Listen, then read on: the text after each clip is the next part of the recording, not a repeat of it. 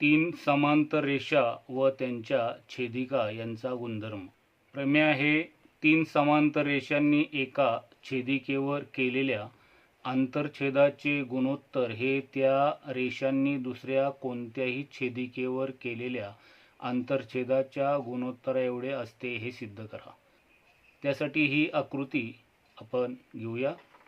इथे LMN या रेषा घेतलेल्या आहेत. तर पक्ष असं होईल, रेषा L समांतर रेषा M समांतर रेषा N. T1 व T2 या त्यांच्या छेदिका आहेत. T1 ही छेदिका त्या रेषांना अनुक्रमे ABC या बिंदूत छेदते. T2 ही छेदिका या रेषांना अनुक्रमे PQR या बिंदूत छेदते. तर इथे आकृती दाखवल्याप्रमाणे आपण इथे पक्ष घेतलेला आहे. साध्य काय करायचं आहे, तर पहिल्या छेदिकेने केलेला आंतरछेद म्हणजे इथे AB छेद BC. तर इथं साध्य आहे AB छेद BC बरोबर PQ छेद QR. आता यामध्ये एक रचना करायची आहे. इथे दाखवल्याप्रमाणे इथे PC हा रेषाखंड काढायचा. रचना केली, रेख PC काढला. हा रेषाखंड रेषा M ला D बिंदूत छेदतो.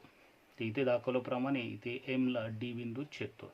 आता ही सिद्धता जी आहे, तर ह्या सिद्धतेच्या स्टेप लक्षात ठेवा.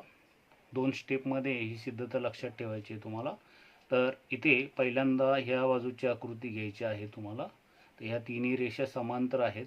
तर इथे BD समांतर AP असेल तर इथं प्रमाणाचं मूलभूत प्रमेय वापरायचं आहे. त्याचप्रमाणे याच्यामध्ये DQ समांतर CR आहे, तर इथे सुद्धा प्रमाणाचं मूलभूत प्रमेय वापरायचं आहे. आणि मग हे मधलं जे कॉमन येईल, मग या पद्धतीने हे सिद्ध करता येईल. तर या 2 स्टेप आपण वापरूया. तर ह्या सिद्धतेची आपण पहिली स्टेप वापरूया. तर इथं म्हणूया सिद्धता. तर इथं म्हणूया त्रिकोण APC मध्ये रेख BD समांतर बाजू AP. तर हे पक्षात दिलेलं आहे. हे तिन्ही रेषा समांतर आहेत म्हणून इथे ही BD समांतर AP आहे. AB छेद BC बरोबर PD छेद DC.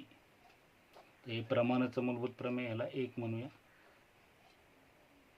प्रमाणाचे मूलभूत प्रमेय. ची दुसरी स्टेप ही लक्षात ठेवा. तर इथे या त्रिकोण घ्यावा लागेल. आता त्रिकोण PRC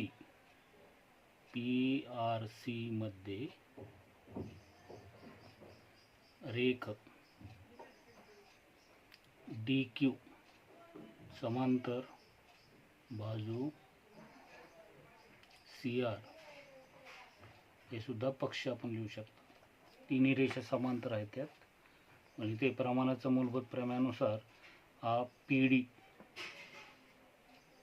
छेद DC बरोबर PQ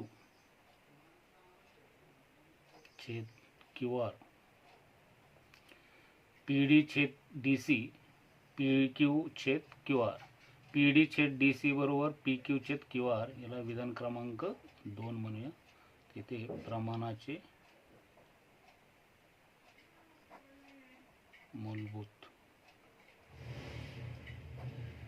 प्रमेय. तर विधान क्रमांक 1 मध्ये PD छेद DC, विधान क्रमांक 2 मध्ये PD छेद DC. म्हणजे ह्या बाजू सारखी ही AB छेद BC आणि PQ छेद QR ही सुद्धा सारखी दाखवता येईल. विधान 1 आणि 2 वरून AB छेद BC बरोबर PQ छेद QR आणि सिद्ध होईल.